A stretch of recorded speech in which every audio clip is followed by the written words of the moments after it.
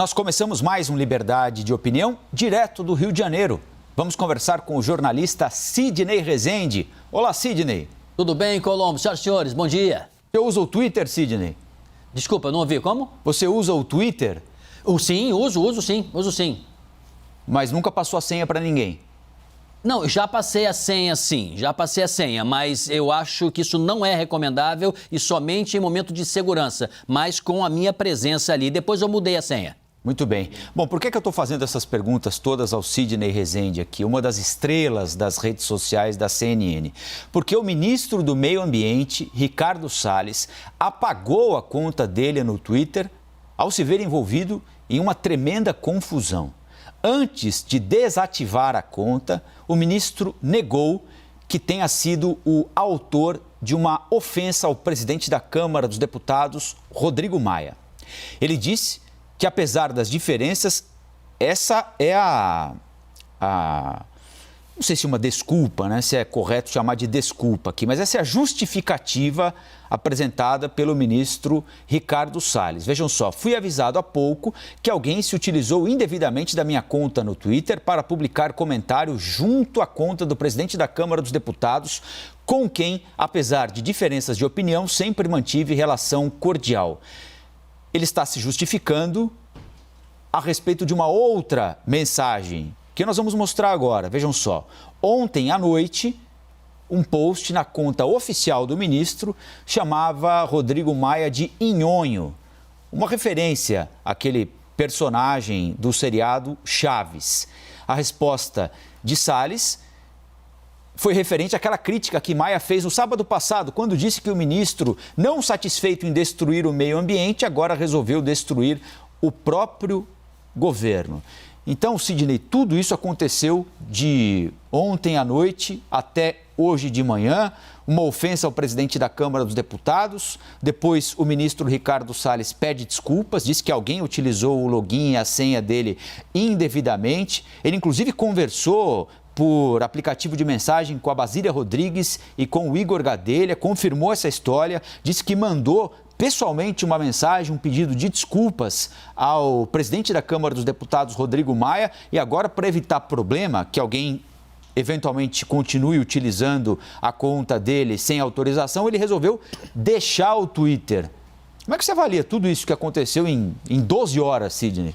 Colombo, eu fechei a cara aqui pelo seguinte, e não é teatro não, eu gosto de sorrir, né, mas não tem graça isso. É muito sério isso. Se ele tivesse dito e escrito o que estava atribuído a ele na conta até o dia de ontem, não caberia ao presidente da República se não demiti-lo, afastá-lo sumariamente. É uma falta de respeito com o presidente da Câmara dos Deputados. Ele é um ministro de Estado, um ministro reincidente, seria reincidente, né? Porque já fez aquela maneira de tratar o colega Ramos, general Ramos, de uma maneira completamente imprópria. Isso não é brincadeira. Isso é muito sério. Então, o presidente deveria afastá-lo. E se o presidente tolera esse tipo de coisa, isso vai cair na conta do presidente. Eu estou sendo veemente aqui e procuro ser equilibrado nesse comentário, porque não é desta forma que ministros devem não devem se lidarem, não devem conviverem dessa maneira diante dos seus próprios colegas e diante da nação. O Brasil precisa de respeito e precisa de seriedade, principalmente no momento de crise. E criar mais indisposições com o presidente da Câmara dos Deputados, ou vice-versa, se o presidente da Câmara agisse da mesma maneira, é muito ruim.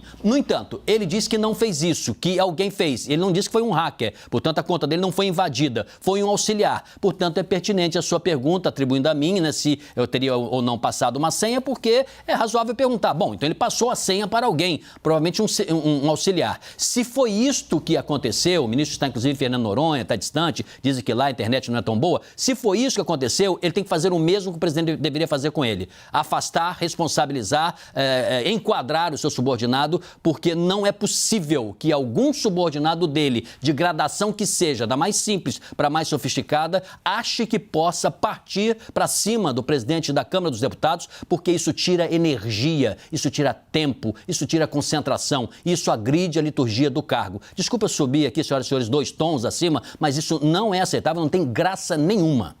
Agora, é preciso reforçar aqui que o ministro tem dito que não foi ele, né?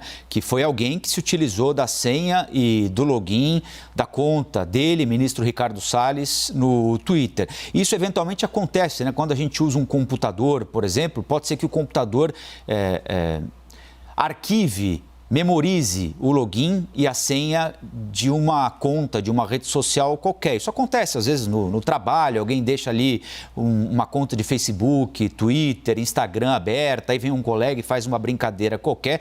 Neste episódio não foi uma brincadeira, foi uma ofensa, algo muito mais grave, mas ele está dizendo que não foi ele e já, inclusive, enviou um pedido de desculpas ao presidente da Câmara dos Deputados. Por outro lado, também é necessário reconhecer que esse tipo de manifestação tenha partido de quem partiu, do próprio ministro, de algum auxiliar ou de alguém que quis prejudicar o ministro, agrada a um determinado grupo de apoio do presidente Jair Bolsonaro, aquele grupo mais radical. Essa expressão utilizada hoje para ofender o presidente da Câmara dos Deputados, numa referência ao peso dele, né? Inclusive algo muito desagradável, porque zomba de uma característica física de alguém, esse mesmo apelido já foi utilizado por gente muito próxima ao presidente da República em outras ocasiões, né? É verdade, Colombo. Tem pessoas que evidentemente gostam de que um apelido acabe por prejudicar a credibilidade de terceiros ou uma brincadeira, né, meio fora de hora e às vezes a desculpa resolve, mas às vezes não. Deixa eu chamar a atenção sua, Colombo, e do senhor e da senhora para um detalhe que eu acho que é importante.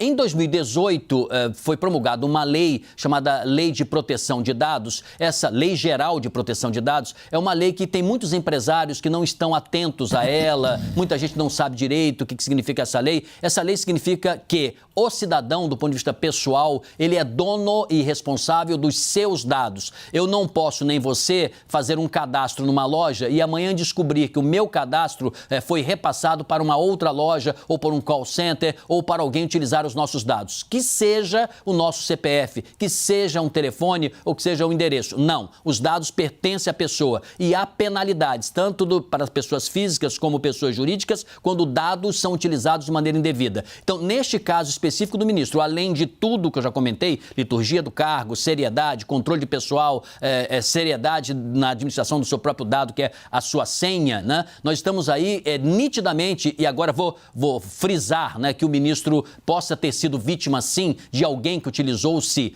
do seu canal de contato no Twitter, né? Portanto, não foi ele, foi uma outra pessoa. Esta pessoa, ela está infringindo justamente os artigos da Lei Geral de Proteção de Dados. Isto é um crime, gente. Isto é um crime. Não podemos achar que isso é uma coisa banal. Não se pode permitir alguém utilizar-se de dados de terceiros e achar que isso não tem consequências, ainda mais ao nível do ministro de Estado. Então, voltando ao ponto que você perguntou, sim, tem gente que gosta desse tipo de coisa e faz parte do jogo político, né? Mas sistematicamente termos o nível da política que deveria ser lá em cima tratado como se fosse lá embaixo, não é bom para o Brasil, não é bom para o país, não é bom para a educação, não é bom para nós, não faz bem. Como eu disse agora há pouquinho, logo cedo, por volta das 7 horas da manhã, Basília Rodrigues e o Igor Gadelha conversaram com o ministro do Meio Ambiente, Ricardo Salles. Ele disse que não foi ele quem publicou essa mensagem, que já tinha, inclusive, mandado um pedido de desculpas para o presidente da Câmara, Rodrigo Maia. E agora chega uma nota aqui do Ministério do Meio Ambiente, da assessoria do ministro, confirmando que ele encaminhou mensagem diretamente ao presidente da Câmara, Rodrigo Maia, explicando que não publicou tal mensagem e que vai apurar a utilização indevida de sua conta, diz a nota do Ministério. Bom, Colombo, só para ficar claro, meu posicionamento, que vale pouco aqui, porque sou uma pessoa, né, dando uma opinião, mas me satisfaz essa resposta do ministro, viu? Eu acho importante, não como forma conclusiva, mas me satisfaz quando ele diz, não fui eu, pedi desculpas e vou apurar. Agora compete-nos aguardar, e compete a ele, evidentemente, qual será, afinal de contas, o resultado dessa investigação, que seja rápida. É isso aí. Bom, vamos em frente então, Sidney, com um outro assunto importante. O presidente Jair Bolsonaro revogou aquele decreto que autorizava estudos para concessão de unidades básicas de saúde à iniciativa privada. Bolsonaro disse que a intenção era permitir que pacientes do SUS pudessem ser atendidos em hospitais particulares nas cidades em que os postos de saúde não tivessem condição de atender a demanda. Vamos ouvir o que ele disse. Não existe privatização do SUS. Fizemos o mesmo ano passado no tocante à creche.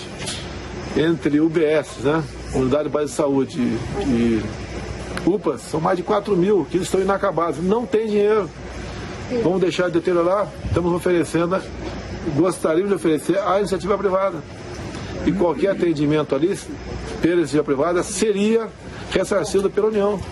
O pessoal falou que era para passar, eu revoguei o decreto, deixa, né? Quando tiver um entendimento daquilo que de verdade quer fazer, talvez eu redite o decreto. Enquanto não acontecer, vão ter mais de 4 mil unidades abandonadas, jogadas no lixo, sem atender uma pessoa sequer. Sidney, como é que você avalia primeiro a publicação do decreto e depois a desistência do decreto em pouco tempo a partir da repercussão que o assunto tomou? Bom, começando pelo final, o presidente fez bem. O presidente fez muito bem, agiu até com uma certa rapidez. Olha, é difícil ter acerto em todas as decisões de alguém que está no alto dessa função, né, de presidência da República. E ele, no momento que viu que houve essa interpretação, que pelo visto ele discorda, porque ele disse, olha, não foi privatização não, era uma ideia para criar uma viabilização de se remeter dinheiro para empresas que pudessem, privadas, atender, empresas não, clínicas e hospitais, que pudessem atender, já que o serviço do SUS não está com esta condição e seria mais caro, né, se fosse enviar dinheiro para resolver esse problema. Então, esta era a ideia. Então, o propósito inicial seria esse, mas não foi o sinal que foi recebido por toda a sociedade. Ontem a grita foi muito grande e o presidente, ao dar um passo atrás, acho que é um gesto importante, é um gesto de tolerância, é um gesto que contribui para a pacificação nesse tipo de assunto. Por que não se pode discutir? Se pode discutir, mas privatizar o SUS é um grande erro para nós. Quando eu já disse aqui em outras ocasiões, o mundo todo aplaude o Brasil por ter esse sistema ainda não funcionando corretamente em todo o país, mas é um passo muito grande e nos ajudou no combate nesse período da pandemia ao coronavírus. É muito importante o SUS ter um sistema único que atenda o povo, é uma discussão, inclusive, que está na ordem do dia nos Estados Unidos na campanha presidencial, porque o Obamacare não chega nem aos pés do nosso SUS. Mas o decreto, ele não falava em privatizar o SUS, não é, Sidney? Não, é porque não falava. Quando a gente fala a palavra privatizar, nós temos de entender que a privatização significa a venda. Então seria imaginar o inimaginável, que o governo pegaria um posto de saúde e venderia ao Hospital Albert Einstein, por exemplo, e deixaria de ter qualquer ingerência sobre aquele posto de saúde, não é? Não se trata disso. O decreto, ele propõe algo que acontece há muito tempo em São Paulo, por exemplo. Eu estava dando esse exemplo agora há pouquinho aqui. Em São Paulo, há hospitais particulares, os melhores do país, aliás, onde muitos políticos vêm se tratar, como o Sírio-Libanês, por exemplo, o Albert Einstein, onde o presidente foi operado depois do atentado na campanha. Esses dois hospitais administram hospitais e postos de saúde que ficam na periferia da cidade, mas o atendimento é via Sistema Único de Saúde. Então, a prefeitura ou o governo do estado pagam uma quantia determinada, fixa por mês, e aquela organização social tem de apresentar o serviço vendido à prefeitura ou ao governo do estado. Então, são 1.000 exames por mês, tantas internações, tantas cirurgias, tantos atendimentos em pronto-socorros. Isso é uma concessão do serviço, o que é diferente de uma privatização, né?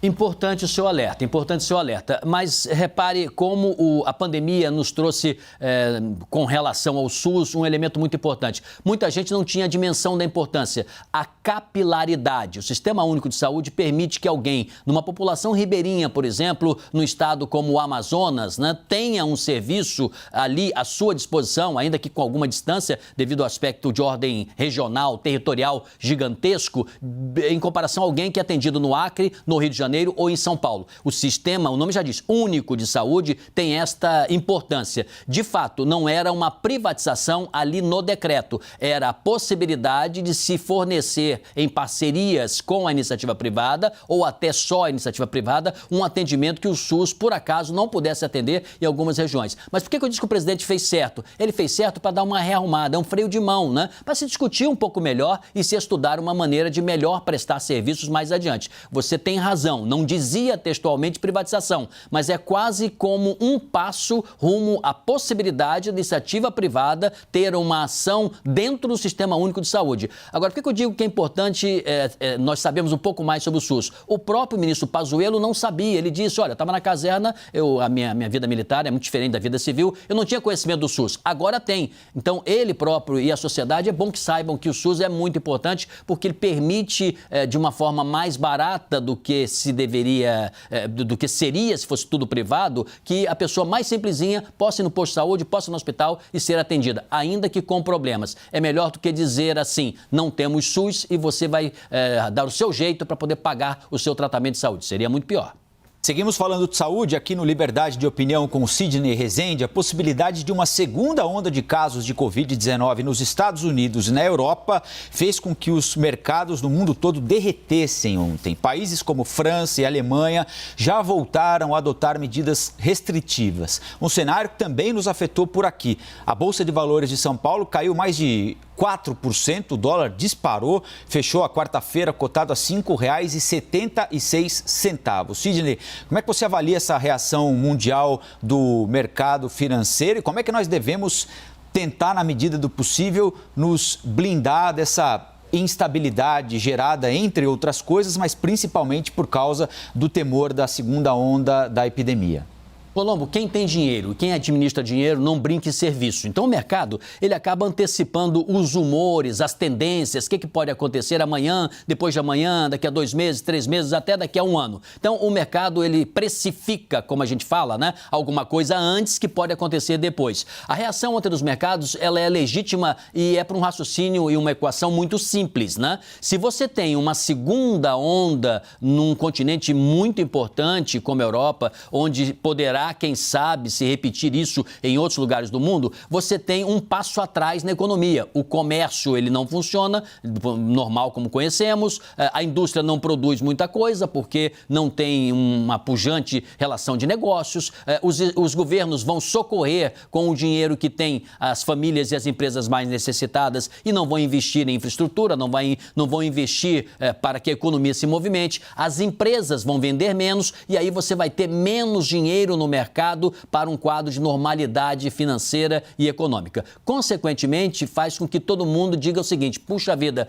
preferimos que essa pandemia passasse rápido para a gente voltar, que seja um novo normal ou a um normal mais adiante. Isso empurra a perspectiva para frente e aí as bolsas caem, porque você começa a dizer para onde vai o dinheiro, pouco que existirá daqui a pouco e quando, de que forma isso vai acontecer. Este ano é um ano perdido, mas será que teremos um primeiro semestre perdido também no ano que vem? Mesmo que exista vacina lá e aqui, ela não é certeza que a economia vá rapidamente recuperar. Esse é o problema, sabe, Colombo? Então, quem tem dinheiro diz, opa, vou parar. Eu não vou investir em nada novo nesse momento, portanto, eu não vou agitar o mercado financeiro.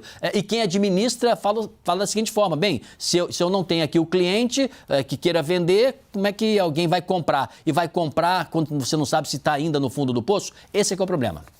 Nós estamos caminhando para o fim aqui, mas tem um outro assunto importante que eu não quero deixar de tratar com o Sidney no Liberdade de Opinião. O ex-porta-voz do governo, o general Otávio Rego Barros, escreveu um artigo para o Correio Brasiliense em que fala sobre governantes que não aceitam vaias, contestações, que só querem palmas.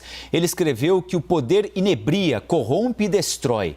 Nas redes sociais, muita gente entendeu o artigo como uma crítica a Jair Bolsonaro, mesmo que no artigo o nome do presidente não seja citado. Eu lembro que Otávio do Rego Barros foi exonerado do cargo agora no último dia 7 de outubro. Como é que você avalia esse artigo escrito pelo ex-porta-voz? Do ponto de vista pessoal, o general é um homem muito tranquilo, muito calmo, ele é querido, é respeitado, ele é uma pessoa, vamos dizer assim, de diálogo, tentou implementar, aí vai do ponto de vista profissional, enquanto estava na função de porta-voz, um modelo que o presidente da República não gostou, não se adequou, era aquele modelo de reuniões às 9 da manhã e que o porta-voz se pronunciava, um pouco parecido com o modelo norte-americano que a gente vê por aí. A gente vê muito o presidente Trump, mas vê pouco uma coisa que acontece todos os dias, que é a reunião do seu staff staff de comunicação com a imprensa, né, em que o secretário de imprensa ele pergunta para os repórteres que perguntas que eles têm, ele tenta, de alguma maneira, atender a todos, ele encaminha a agenda, ele traz dados, informações, cria o relacionamento. Era isso que o general Rego queria, Monteiro, fazer e não conseguiu no Poder Central. E ele, pelo que ele diz, pelo artigo, ele diz que as autoridades ali, aparentemente está se referindo ao presidente Bolsonaro, preferia os bajuladores, né, quem elogiava e não a quem trazia de fato a realidade para, a partir disso, solucionar problemas. E ele escreve um artigo que transmite mágoa pessoal. A gente vê nitidamente que é mágoa. Não significa que o conteúdo não seja válido para reflexão. De fato, o poder inebria, o poder cria uma outra relação, muitas amizades são trituradas, relações pessoais também, em casa, inclusive, são destruídas, porque esses homens públicos aí, Colombo, não tem hora. Tem hora de manhã, de tarde, de noite. Se o presidente disser que comeu mamão hoje de manhã com mel, vai aparecer gente elogiando, vai aparecer gente criticando, ou querendo saber onde ele compra, quem pagou. Então, é este nível, né? São pessoas de alta exposição. Agora, o artigo é dilacerante, ele é muito forte, ele inclusive termina o artigo dizendo assim: assumindo o papel de escravo romano,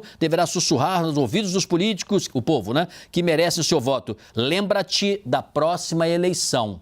Então, é uma sinalização. E, por fim, para fechar esse comentário, Colombo, transmite um pouco o sentimento de parte dos militares que não se sentem satisfeitos com o estilo do atual governo. Uma parte apoia, outra não. Aí compete ao comandante Pujol, né, ter equilíbrio, Edson Leal Pujol, que é o comandante do Exército, separar o joio do trigo. O governo é uma coisa e a corporação e a instituição é outra. E o Exército precisa ser preservado com a instituição de Estado. Agora, a ação de governo vai e passa, é assim mesmo. Gangorra, né? Hoje é mais tenso, amanhã menos tenso. E esperamos que eles tenham paciência, tranquilidade e que governem bem.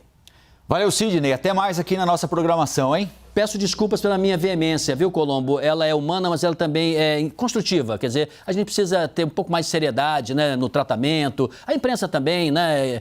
Tanto os governantes com a imprensa com os governantes, para o Brasil andar. A gente perde muito tempo com coisas que são menores. Perdão àqueles que se ofenderam e não é meu intuito. Um abraço, Colombo.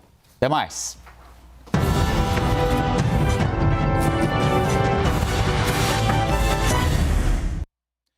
As opiniões emitidas pelos comentaristas do quadro não refletem necessariamente a posição da CNN.